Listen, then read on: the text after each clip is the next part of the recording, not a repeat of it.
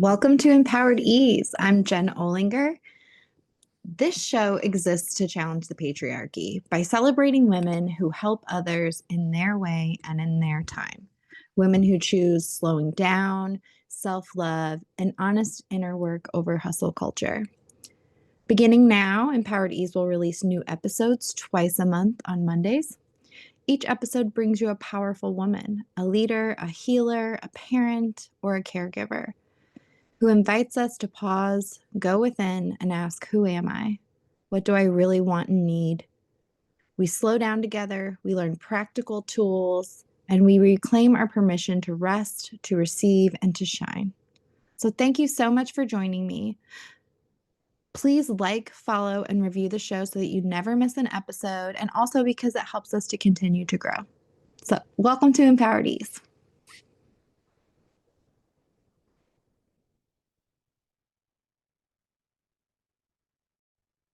Hello, and welcome back to Empowered Ease. I'm your host, Jen Olinger, and today I'm so excited to welcome my guest, Becca Meredith. She's an occupational therapist, a yoga teacher, a mama, Reiki practitioner, and a wholehearted lover of light.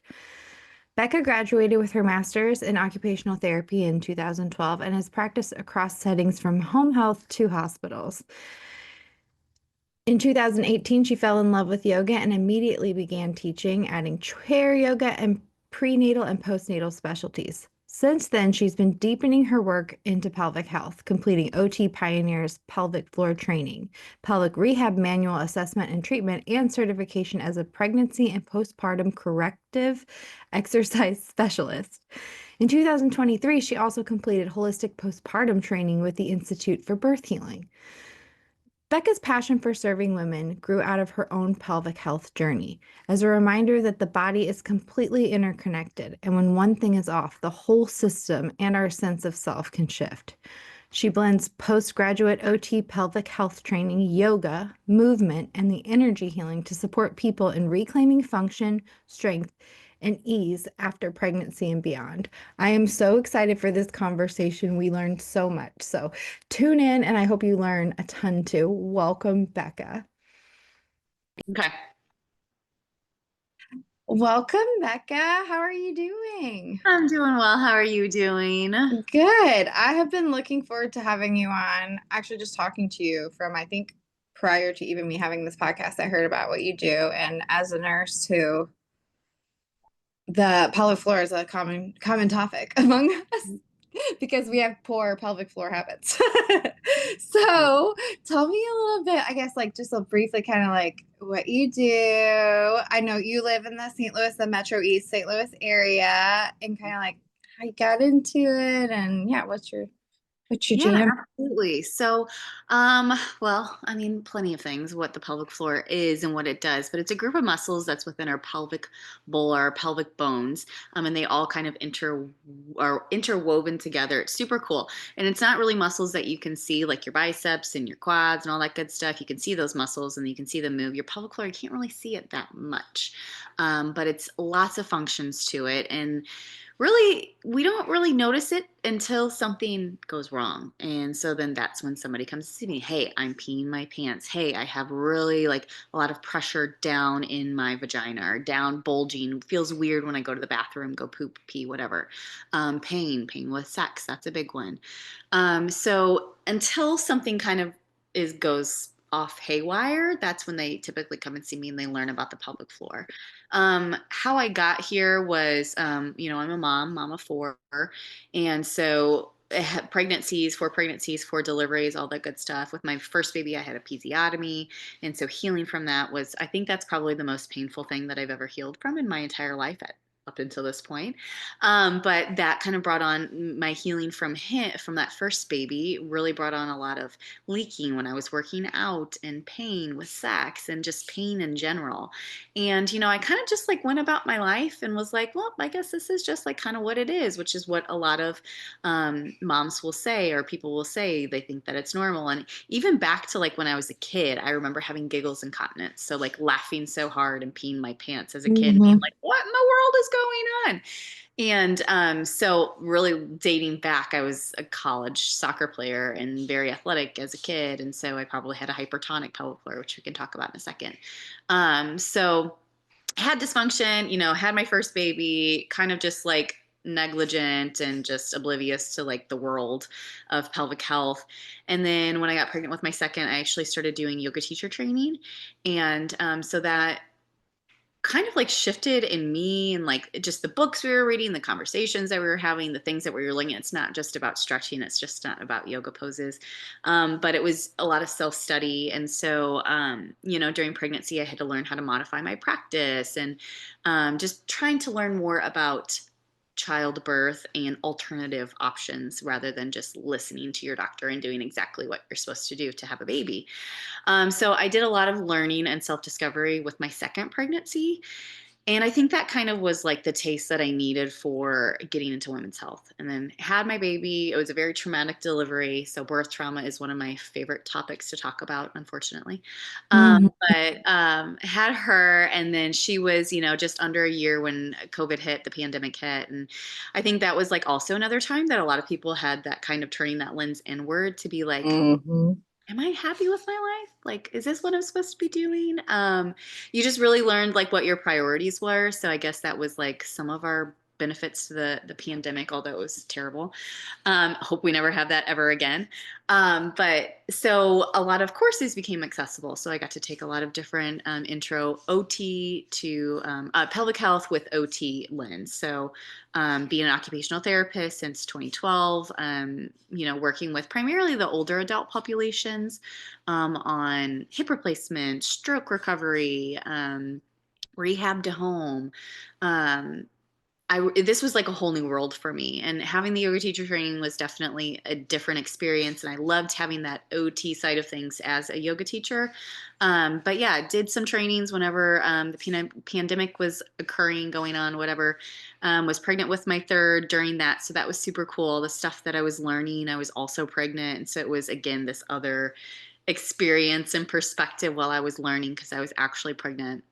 And then when he turned about a year, I opened up my practice, and I primarily treat in my office in Maryville, Illinois. I also have a spot in O'Fallon, Illinois, which is where me and my family live. My family and I live, and teach yoga locally in the area as well. Um, and I treat anything and everything with pelvic floor problems that pop up. That Um, is it was like awesome. the longest, weirdest answer. I feel like I was all over the place, but No, I yeah, love it. It's that's what perfect. I It's do. perfect. No, because I like honestly, you brought me so many places. I was thinking like, Yeah. so do most people come to you? Is it after birth trauma is like the most common, or do you get like elderly incontinence? Ooh. Because I didn't think about elderly incontinence. Honestly, I was just thinking like, how many nurses do you probably see? Because we have a Mm. lot of incontinence issues. I've been told it's from holding it too long and with full bladders. I'm not really sure. We also are very dehydrated, but Yes, I I know, have and a they're also moms, a lot of moms too. Mhm. So Yeah. I have a current patient on caseload, and yeah, that was like the first topic that I was like, how often are you going to the bathroom? She's like, maybe once in my 12-hour shift. And I was like, you have to go more. It's the same yeah. with teachers. My teachers, they'll hold their pee Oh yeah, I all didn't even think day about long. that. And so Yeah. here's the reasoning of why because our brain and our bladder is directly connected. And so whenever we don't go to the bathroom and we hold our pee all day long, this is common with little kids too. They hold their pee all day long when they're at school because they don't feel safe in the bathroom or they're just too busy and occupied with what's going on. Same thing at work with nurses and teachers. We kind of like almost like deaden the sensory system to be like, we can hold the bladder, we can hold the bladder. And then you're at capacity of like how much fluid can be in your bladder. And then it's like you're just really disconnecting that connection that you're supposed to have a healthy connection between the brain and the bladder to properly empty out when it's supposed to. So then when you do go to the bathroom and it's super, super full, maybe you're not emptying the pee out all the way. So it's just building up some really unhappy bladder habits.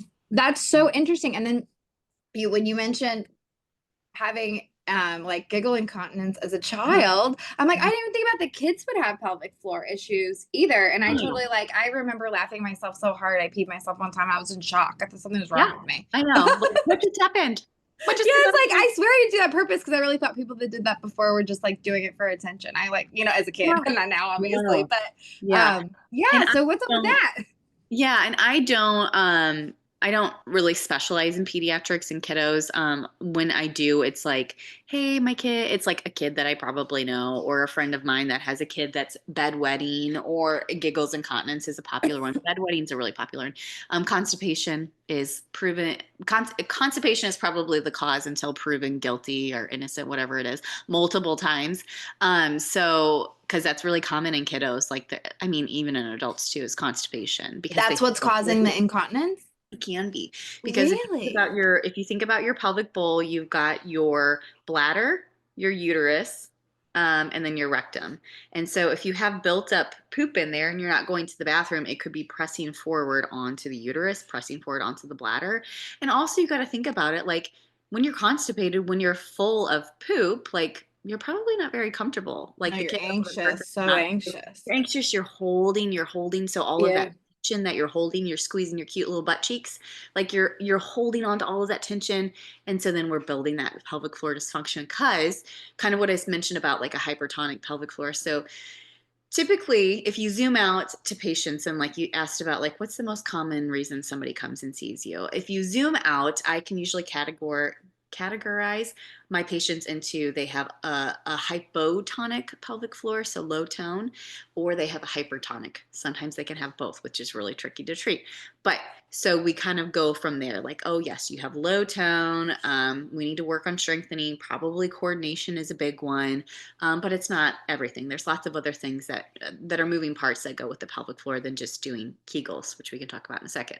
And then if they have hypertonic, so they have a tighter pelvic floor, we have to work about how can they relax because the example that I give, which I think is pretty easy to understand, and it's not quite the same, but the example that I give is like the bicep. If I want to strengthen my bicep muscle, I'm not going to put a weight in it. I'm not going to hold this position the whole time. Because if I try to move my arm to reach something out of the cabinet or something off the floor or whatever it is functionally, it's going to be so tight and it's going to be so stuck. There's no function to it. It's the same thing with our pelvic floor if we're constipated. We're holding on to our pelvic floor, whether it's the glutes, the core, whatever, because we feel so uncomfortable. The pelvic floor doesn't know how to relax. It doesn't know how to soften. So then we have to build this kind of connection back up to really um, find the balance between lengthening and contracting the pelvic floor. Interesting. I had no idea. I've never thought about it in these terms, but I'm loving it so much. Mhm. So, Mhm. okay, I have obviously heard of Kegels, Yes. um, which is funny because one of my friends I was telling her that I was having you on, she's like, "Man, that just reminds me I need to do my Kegels." But Mhm. I'm like, that's Mhm. probably the only thing I think of. So, what are some of the like other Yeah. things like if that are the other like physical practices or therapies, or how do you work with people? What can people expect, I guess? That is a really great question because there's lots of pelvic floor therapists out there. Social media is great and fantastic. And there's, some pelvic floor therapists that are like so anti Kegel because it's just like the worst thing in the world. And then there's other people that it's like, that's a lot of older OBs will be like, you just need to do your Kegels or, whatever it is. That's very outdated. And so I think Kegels and pelvic floor contractions, same thing, are very empowering to be like, okay, those are my muscles that we're talking about, which I can Yeah. a It's second. hard to first identify muscle groups, Yes. like if you have never like locked into your body before. It's like a process. So I could see where that would help you like, So many this people is come my to me, muscles. they're like, I don't know if I'm doing it right. Like they squeeze their butt cheeks, they squeeze their Yeah. tummy muscles, and those things are all a part of it, but they are not your pelvic floor. And so there's lots of different cues that you can utilize with it. But yeah, it is just a very, very small part. And I do offer internal work. So that's going in through the vagina and kind of assessing the pelvic floor, all of the muscles, making sure we don't have any trigger point or any tension, and then assess. I might have them Kegel, see if they can lift up the pelvic floor, all of that good stuff. But that's usually, I mean, I don't even always do that the first session. That's usually a second or third session into it. And that's just a tool. I've had lots of patients that we have not done any internal work because I think having that trauma informed lens and approach Mhm. is super important because you don't know what somebody's been through.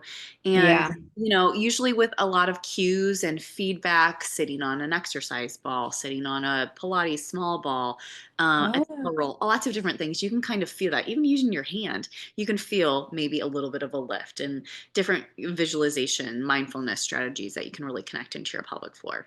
So there's like more than one strategy Oh, yes, for people's absolutely. comfort level. Because that was one thing I didn't even think about. With someone else, of course. I'm chatting, little chatty Cathy over here. But Yeah. so it was like, yeah, they do internal work, and I was like, Mhm. oh, okay, totally Yeah. makes sense. Yeah. Like, but I Yeah. didn't think of that before, and I could only imagine if someone was coming to you, like Yeah. that's a good thing to Yep. be prepared for. Yeah, Internal work is an absolutely. option, so okay, Yeah, and I like to always say, like, this is not a pap smear. I'm not going to use the speculum on you. thank God. You're in a comfortable spot. You're not with knee stirrups in. Like, I try to make my office as cozy and comfortable. And of course, getting consent and saying, like, I'm going to tell you exactly what I'm going to do before I do it. And making sure that's okay. Constantly checking in with the patient to make sure that everything is okay. They feel safe. They feel supported, all of that good stuff. And Mhm. it's not like a quick we're in and out kind of thing. We're taking the time to really pinpoint what could be potentially causing the problem. But like I said, that's like, further into the assessment or further into a couple of sessions. I look at the whole body. So I'm going to look at rotation of the upper spine, so the thoracic spine, seeing if we have any kind of limited range of motion there. I'm going to look, of course, at the pelvic bone, so the tops of the hips. I'm going to look at the sacrum, that low part of your back. It's like an upside down triangle. That's a big factor. And the pelvis in general is a ring. So it's connected at the pubic bone at the front and then at the SI joints in the back. And so we have to kind of just check and make sure that we're not having any misalignment there, because if we're misaligned at any of the pelvic bones, then the pelvic floor is going to be kind of compromised too. So we want to find the alignment at the pelvic bones first before we start to address the muscles. And then, yeah, mindfulness strategies, connecting in, seeing if they can connect into those muscles, see if they can connect into themselves, and just notice, like, what pops up mentally, emotionally, or can they not even connect in because they're just so feeling like they're, those buzzing reminders of stuff they have to do after, or anything that popped up. Or I've had lots of patients that, tears are often coming up because they're thinking back to different traumas that they've maybe had before, Mm-hmm. whether I it's feel after. like that probably carries shame too, because like just anything Absolutely. with our private areas, we're taught that from a young age Absolutely. there's shame involved. Yes, shame, and yeah, that you're like just not Hmm. supposed to talk about it, or you're just supposed to accept it for what it is. And Hmm. so, yeah, having that conversation like in a very safe, supported environment is extremely important, and having the time to do so. Because I always say, like, working at a hospital or working at a clinic, I would probably be kind of limited on how long I'd be able Yeah. to do that for. And so I don't have to do that because, work for Yeah. myself. So that's a big part of it. But I'm trying to think of what else. I feel like you asked something else, and now I can't remember what it was. I do that all the time, rapid fire questions. Okay. Sorry. Um, No. so when people come to you, so it's kind of like we start off by like assessing where the problem's at first, Yes. and Yeah. then you offer both like physical practices for them to do at Yeah. home and Yep. with you, and then there's internal options as well Yep. for work. Yeah. Um, what kind of work internally do you do if someone was to expect? I mean, is that like something we're comfortable talking about on here? I'm just Oh, like, I'm absolutely. curious. I'm a nurse, so I'm like, tell me what happens. Absolutely. So, like the pelvic floor, I should have my pelvic and or pelvis and my muscles and all that stuff so that I explain it to you. But using your hands, so we're like pretending that this is our pelvis. Within that is, they used to say, like, when I became an OT, called it like your hammock muscles of your pelvic floor, and that's kind of true to an extent. Like, it has like that kind of like bowl shaped hammock presentation, but it's more like a diamond shaped bowl because we've got our pubic bone, that's like our front of our pelvic floor. We've got the tailbone, that's like the back of our pelvic floor. And then we have the sits bones, those side bony parts of our butts. When we sit down, we can connect in and anchor down. So those are our four corners of our pelvic floor. And within that, yes, there's kind of like a hammock sensation, or like a trampoline is another one that I like to explain. So you said, what did you say for internal? Yeah. So I like Well, to, either really, just what people would like, what expect, we would do for like treatment. Yeah. Well, first, so for internal, I would look all externally. So, I would look at hair growth patterns. I would look at like fascia of like where the pubic bone is. I'll work around like almost like I say, like in a clock-like manner. So we'll start at 12 o'clock where the pubic bone is, work our way down to their left side, my right side, work our way down, see if there's any kind of fascial restrictions, at the gluteal folds, the butt cheeks, the ischial fossa, like all of that area. And then we work around to the perineum. So that's the space between the vagina and the rectum. And then we work our way over to the other side. So that's without even going internal at all. That's all externally. Okay. And then I might have them Kegel, I might have them cough, I might have them see, like, kind of check back in. Does everything feel okay? And then if they feel okay and we want to see if we can go further, we'll go in to assess the first layer of the pelvic floor. So the first layer of the pelvic floor I can assess by the tip of my finger. So usually we do the exact same thing. We work around in that kind of clock-like manner. And then the second layer of the pelvic floor is usually my second knuckle, and we'll do the same thing, kind of move around in that circular-like movement. I might have them Kegel, might have them cough at any point. If we notice anything along the way of like, ooh, that feels very uncomfortable, then we stop there and we treat it. So are Usually, you checking for like tone and yep. pain and like bogginess or like kind of things like that? Is that what or like over tightening kind of things? Yes, Okay. absolutely. Yep. Okay. Tension and making sure that it's like not too much tension, like finding that healthy balance in between. And then, yeah, might have them Kegel to see if they can engage that part of the pelvic floor, right side compared to left side, Okay. front to back, basically. And then, yeah, third layer of the pelvic floor, the deepest layer of the pelvic floor is usually from my second knuckle all the way to the index finger. So that's about how far my finger is in. It's not very far. But yeah, stopping at any point along the way to see just to see what we find. I'm trying to think of this week who I saw. I think I saw somebody yesterday, and she's on her feet a lot at work. She goes to the bathroom pretty consistently, so we talked about like how much water she's drinking because that's a big factor of like having that perfect balance of not too much acidic fluids in our bladder that's irritating, make us think we have to go to the bathroom. So we're supposed Ooh, for like an overactive bladder. Yes, Okay. so we're supposed to drink half amount of water in ounces of our weight. So if we weigh 100 pounds, we're supposed to drink 50 ounces, that kind of thing. Okay. So asking her that, yeah, she's on her feet a lot. So then we assess like posture. How does she hold her body? Does she lean onto that left side and squeeze that left butt cheek to kind of stabilize her? So we talked about that. How can we change that? How can we shift that? And then I got her on the table and I did all manual adjustments, no internal, all manual adjustments to her sacrum because she was very flared on the left side of her sacrum. Did some soft tissue release to the upper or the lower back. And then we did internal. And this was the second visit that we were working together. So then, yeah, walk through internal. We did the 3 levels of the pelvic floor. Her complaint is leaking with coughing, sneezing, working out. Working out specifically is why she's really coming to see me because she wants to work out more, but she's having all this leaking. So we did the assessment, no pain noted, no weird funky tension issues. So then we were doing a lot of Kegels just to see, do you feel that? And she said, yes, I do feel that sensation. So we kind of were working with that. And what her home exercise program was like when I left her with to do at home was, yeah, it wouldn't hurt to do some Kegels to bring some awareness to your pelvic floor. But really, what I wanted to do with her specifically is she's doing the Peloton app workout. She's not Oh doing yeah. Kegels for that. And so I'm like, tell me what you're doing. What's your favorite kind of workout type of stuff to do? And different ways that we move our body is going to force our pelvic floor to respond. Mm. So, specifically with her, I think I had her do some bridge squeezes with a ball in between the legs. So, to get the inner thighs engaged, the pelvic floor is going to respond, get a little bit of overflow response. But then, I might have her actually I'm like, okay, maybe I'll have you do some Kegels whenever you do your bridge ball squeezes. So you don't have to focus on Kegels every single time you do your deadlifts and your squats and all of that good stuff. But with this bridging ball squeeze exercise we're going to do, I want you to do your Kegels with that. Um, they used to call it stoplight Kegels. So every time you're at the stoplight, you're supposed to do your Kegels. I'm like, yeah, you could do that if you wanted. She could have done that if she wanted to.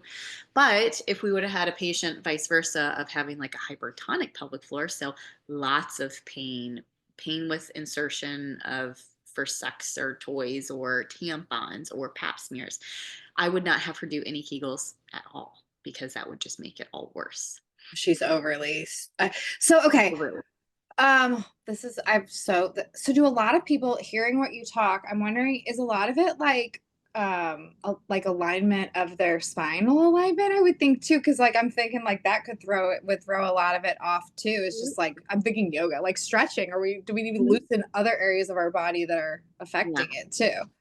Truly is a whole body approach. Like you Okay. can't, you're not, that's why I say like the internal portion of it is just a teeny tiny piece because we are going to be looking at, yeah, like you said, the spine, like, but like with some of my patients, one of my other patients that I had yesterday, she can barely twist her upper spine without twisting her whole body.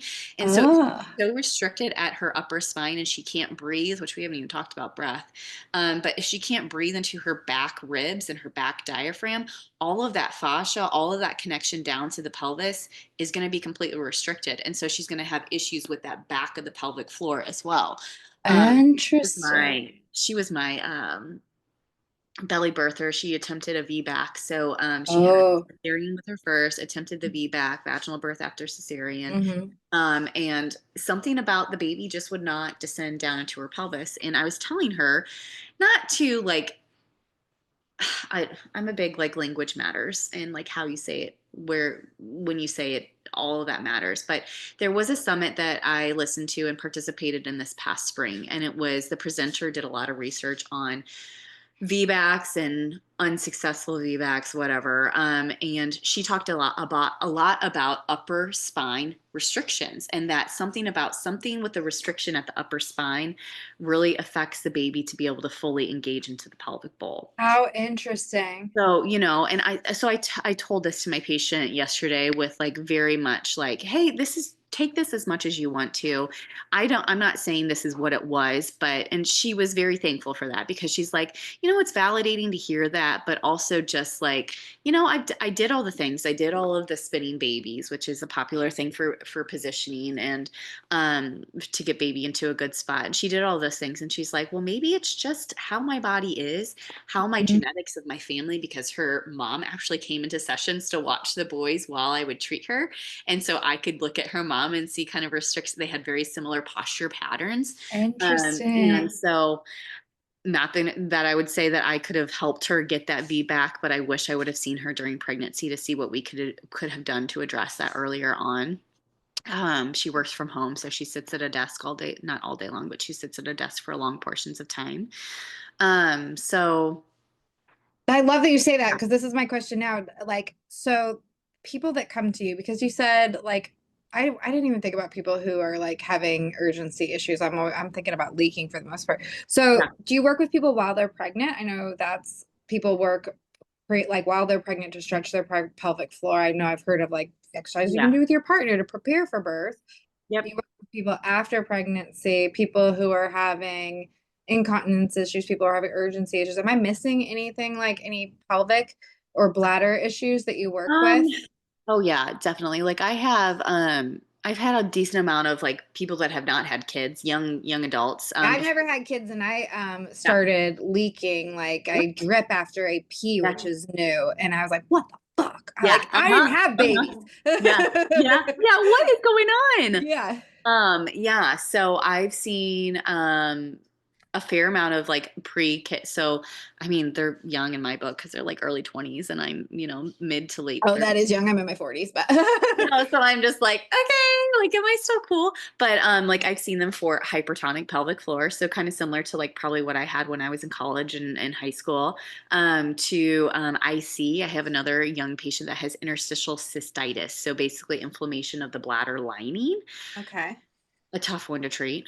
Um, lots of endometriosis patients. Okay. Because I'm thinking Yeah. a lot of people probably don't even know this is an option. So that's why I want to Yeah. like run through this to be like, oh, like maybe there's something I can do, you know? Yeah, I mean, basically, if you have a pelvis and a pelvic floor, you should see a pelvic floor therapist. I Like love that. that's Yeah, kind of right. like Because the and thing. you're a Like, woman, yeah, right. Like this is what. yeah, Oh, well, ideally, like I would like it in the long run to like see my patients once a year, like just like you go in for your women checkup. Like I think you should be seeing a pelvic floor therapist, especially if you have prolapse on a diagnosis, if you have a genetic history of prolapse, if you had a genetic history of like family member getting surgery for like mesh repair or whatever. That would be my dream world of seeing somebody once a year to just like check in, especially after I've seen them. But back to like what you're saying about like seeing pregnancy, like I love to see my patients like a couple sessions during pregnancy and a couple sessions postpartum, because like I love a so I like a non-medicated birth. That's what I did with my girls. And so I will get often a decent amount of patients that are home birthers. So they're doing non-medicated, no epidurals, no medication at all. Or they go to like the birth center across the river at Mercy, and they're planning on just using a very low intervention side because I don't know, we all have our passions. And Yeah. I learned a lot when I was pregnant with my second, when I was doing my yoga teacher training that I was talking about. And so I will get a lot of moms that are looking for alternative approaches, or just moms that want to like figure out like, yes, I am planning to get the epidural, but like I want to try to avoid a C-section. What can I do in preparation for that? So we learn about the pelvis and connection, and not just the physical standpoints, but the mental, emotional standpoint. It's important to feel safe within our nervous system, so then our body can let go and be able to have the baby.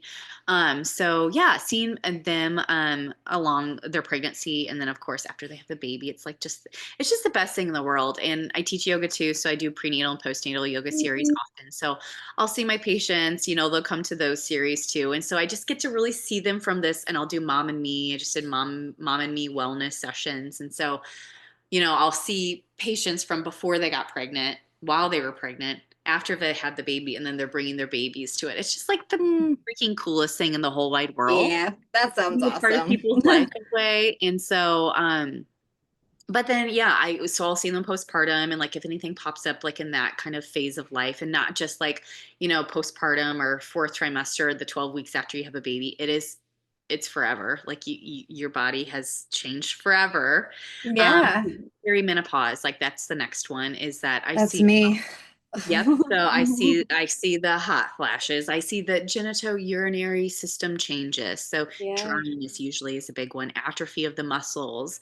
And yeah, it's a wild stage of life that we're having this estrogen is just like on this roller coaster up and down, and then throwing freaking everythking off. And Yeah, it's so bullshit. yeah, it truly is. Like it's so unfreaking fair.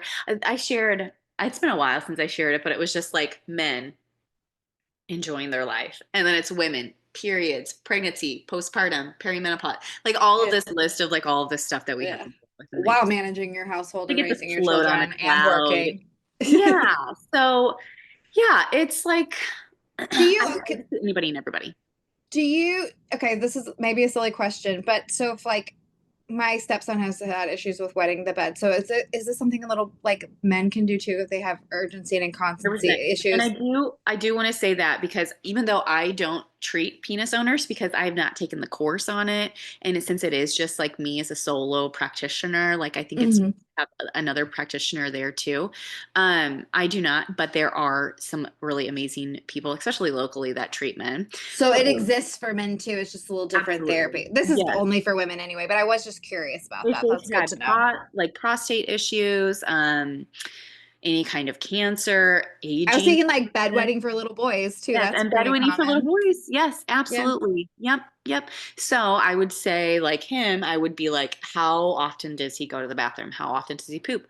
What does his poop He's look like? constipated all the time. That's why when you said that, I was like, oh my God. And he's like So, on ADHD meds, so he probably doesn't drink a lot of water during the day. yes, So I'm like, oh, and and that, he is a tense little anxious guy. So I'm like, oh my yes. God, everything you just said is him. We're gonna get him some So then Metamucil. I would try for him, like pediatricians might have suggested like Miralax or Dulcolax or something like that. I would, those are great for temporary fixes, but I would look into magnesium calm. They have kids gummies.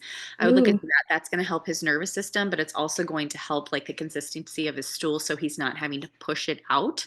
Yeah, drinking water is definitely important. Some of his medication is probably throwing things off as well, Hmm. slowing down his digestive I system. think it messes with his sleep a little bit too. So Yeah, that's also like he gets real he's in a deep drowsy. sleep finally, and his body's finally relaxed, so then it goes. So Yeah. a couple other strategies that we've used for that is like, he might go to bed at his bedtime at 7:30, 8 o'clock, whatever, and then you're staying up for your bedtime rituals, whatever, and then before you go to bed at 10:30, 11, maybe you pop in there, have him go to the bathroom really quick so he empties it That's out. what we do. We get him up at like midnight and we try to And bladder make sure train he's him. not, as much as I want to be like, drink water, drink fluids, but like usually we say 2 hours before they go to sleep, they should be cut off from Yep. drinking fluids. No juices, Gatorades. That was something that I had a recent patient. They were like, yeah, he's staying up late because he's got extracurricular activities and he's been drinking Gatorade because he's so, busy and active with his sport. He's so thirsty, dehydrated. We've been giving him Gatorade, and that's super sugary. And it's just for him that inflames his bladder. Inflat. Yes, Inflames? you're Isn't right. it I inflames? was like, I got confused too, but Inflames. you're right. Inflames it. Irritates. We'll just say irritates, The okay? bladder was inflamed, is inflamed. Yes. Yes. And it would irritate it. And so then he would wet the bed. And so, sure shit, they stopped giving him Gatorade and they just give him regular water and he's not having any issues anymore. So, Oh my gosh. Well, we are lucky Jax will only drink water, but I'm like, that's usually not a kid problem. But you like an issue, but he'll only drink water. We're lucky there. But I'm good. glad I can't wait to share this with his mom and my Yeah, husband. So try it. thank you. Okay, I know you're on a time crunch. We've only Yes. got a few minutes left. I appreciate you coming on so much. I've learned so much. I could honestly ask you questions all day, so we may have to do this again. But there are a Absolutely. couple things I always ask, like, okay, number one, I know that you are like digging deeper into your own practice. I want to mention like you are extending your own knowledge and like with Pilates, so like learning more about the body, and you're also extending into like some abdominal therapies to add to your practice for people, which is really exciting. So what will the abdominal stuff kind of add to, what kind of patients will you be able to see? Yes, so it's called Arvigo Maya Abdominal Therapy. It's like an actual, I guess, copyrighted, I don't know, training program, but it's legitimate. Okay, so I'm going to Portland the end of this month for this, and I can't freaking wait. But it's really taking like this hands-on approach to treating not just the abdomen, but definitely the back and the reproductive organs. So the ovaries, the uterus, fallopian tubes, looking at the bladder, the rectum, the intestines as well. Specifically with me, like, I treat a lot of moms that have diastasis recti. So the separation of the abdominal muscles. I'll treat a lot of the Mm, hernia repair after they've had, babies. Sometimes they cause hernias. mm, So there's lots of different strategies that we can use in this Maya abdominal to treat the fascia and, like a lot of energetic work, which is kind of like what I like to treat. Like in the hospital setting, they probably would not, insurance would probably would not cover this. But treating that energetic approach to it, because just like in yoga, we have different chakras, different points throughout our body, energy gatekeepers, locks, basically. Well, the mm-hmm. womb is so Your sacred. bandas. Yes. And the womb is so sacred. We hold, we can create life there. We have cycles. We have that sexuality as well, which is a very important part of our lives too. But we hold a lot of traumas, whether they're big traumas or little traumas, we hold a lot of that within our body. And so if we don't treat that, or we're, kind of hesitant to even like see what's going on within our uterus, then I don't know. I think we're holding ourselves back in a lot of different ways. So I'm hoping that this is what this abdominal treatment therapy training is going to help. Of course, the fascial approaches to it for like endo patients. They have a lot of, if they've had excisions, so where they're actually taking the endo lining out of their body, or any kind of scar tissue from a belly birth, or hysterectomy. Like these are all really important things that you can have a lot of scar tissue built up, or just something is going off within the body internally. And so treating that, making sure that our fascia doesn't have any restrictions there, is something that we'll definitely be able to address with That the. is so cool. That is so cool. It's crazy. It's like how connected it all is. Like really, honestly, like I had a client of mine, and we were working through her after a cancer diagnosis, reconnection with her body, and she had sleep apnea, even though she probably weighed 90 pounds. But Mhm. after she was able to like get comfortable in her body again, and like because she had this posture that was like this, so when she was able to like loosen her shoulders and actually like be comfortable rolling her shoulders back, her sleep apnea went away. So it's just interesting, all the things you're saying. It's like so connected. Mhm. So Mhm. I know you have to go here, so but I do want to ask you before we go, I ask all my guests, like, what is your go-to self-nurture when things get like overwhelmed for you? What do you do? That's a good question, because this is like I was just telling one of my pelvic floor therapy buddies that like this, I think this is like the most chaotic, busiest month of my life up to date, because we And are moving in, you make time for us. I love trying to it. sell a house, trying to sell our Oh, furniture, moving into a new house, have 4 kids, have the business, doing the Pilates teacher training, get ready to go to Portland. It's oh just so my much. God. So I think like my go-to strategy is not going to be the same as everybody. And I think knowing that that's okay, first of all, because that's what I tell a lot of my patients is we have to find what makes sense to you, Yeah. what makes you feel safe within your body. So then your body can find softness and Yeah. so, obviously I love yoga. I love getting on my yoga mat and moving my body. And I taught Disney kids yoga last night. And although that was crazy and chaotic and overwhelming, something about like the shavasana, we call it snack shavasana. So that's where you lay there and you rest. It's corpse pose. With kids, we do snack shavasana. So it keeps them still while they're snacking on their little snack and they're Oh, so everybody was finally content after an hour of just listening to Disney music and all that good stuff. And I'm just laying there on my mat with my eyes closed, even just like softening to the tip of my nose and just feeling my breath moving in through my body, which we didn't get to talk about breath. We definitely have to do another one because the breath is directly connected into the pelvic floor and our nervous system. So just feeling my body breathe and feeling my body just soften and be still is just the reset that I always need. So yeah. I love that. Okay, we're definitely going to do this again. We're going to talk Okay. about yoga, we're going to talk about breath, and we're going to talk about the mind body connection Yep. and like your all of that because I number one, I want to pick your brain, but number two, I love this stuff. I'm like obsessed. So it'll be so fun. Absolutely. Thank you so much for coming out. Is there anything you want to leave our guests with? And then also tell me for people who just listen where to find you. I'm going to put all that in the show notes, but if someone's just listening, how to find you. Yes. So I try to be as active as I possibly can on social media. Not always great at it, especially this month. But I have my Instagram and my Facebook account. And so I try to post like useful tools and tricks and all of that good stuff, educational stuff on there. But then I have a website as well. It's www.enlightenedpelvichealth.com. You can always Okay. contact me on there.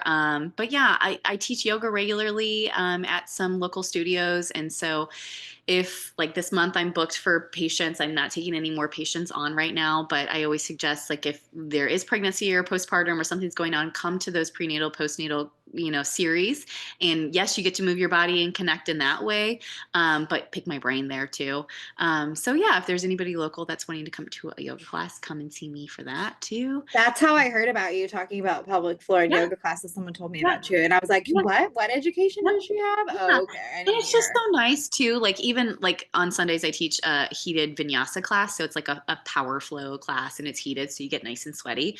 But even that, like coming to a class like that, like just connecting in, of course with me, like I want to be everybody's friend, but like connecting into the community and connecting into prenatal, postnatal, connecting into other mothers as well that are going through something very similar is very, Oh, very yes, community, women healing community. That's something that comes up on the important. show. Like Meeting it used to people. come up every single episode. It's probably been a while, but it's so true. We need Yeah. some people who understand us. Yep, So absolutely. I love it. I love it. I can't wait to talk to you again. Thank you so much for your time, and I'm so excited to share this episode. Yay! Yay. All right. Well, I'll talk to you later, okay? Yes, have a good day. Later. Bye. Bye. Welcome back to Empowered Ease. I'm Jen Olinger. Twice a month, I bring you courageous women who are rewriting the rules, choosing slowing down, self-love, and inner wisdom over the pressure to hustle and prove our worth. Today's guest embodies that revolution. Jeannie Stumney spent more than 25 years leading and pouring herself into her work and family. And behind the success, she was drowning in overwhelm, exhaustion, and anxiety. A life-threatening shutdown forced her to rebuild from rock bottom. Through somatic healing and nervous system regulation, Jeannie recovered and reconnected with her true self. Now, a trauma-informed and somatic practitioner, she helps parents and leaders who have it all on paper but feel depleted inside, end burnout and reclaim energy, joy, and the purpose through her somatic spark method and programs Reignite and Glow Again. She's heart math certified, a nervous system coach, and a mindset practitioner, guiding people to lead and parent from calm and clarity. I'm so glad she's here. Jeannie, welcome to Empowered Ease. I am so happy to have you on the show.